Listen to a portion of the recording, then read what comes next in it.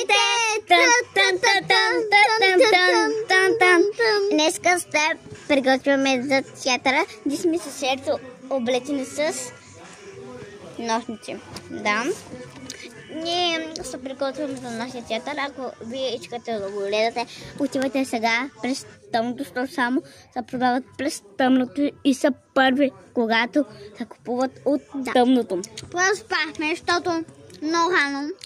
Да, значи станахме един път в обяд в 1:02. Защото ние станахме много рано един път. Да. Иначе си записах в това, в дневника.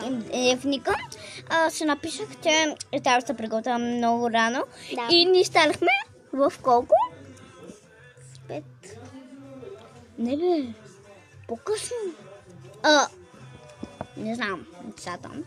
Обаче станахме по средата на нощта. Нали? Да. Да, и да се приготвяме. Ние спахме. Да. Значи, дай поръча. Се приготвяме за театъра.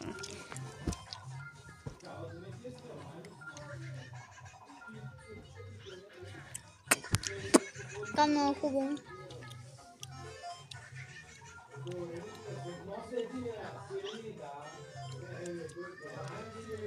Чакай, че сложи доста. Нека да си хлебам големто. И забравих да ви кажа, че трябва да си лягаме, даже ставаме в колко или?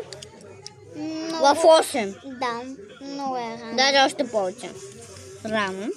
И да, и после да си лягаме, всеки момент може да се чуем. И ще си говорим за... Какво?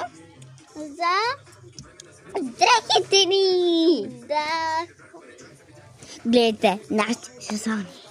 Извинете хора, нямаме време за да ви покажем.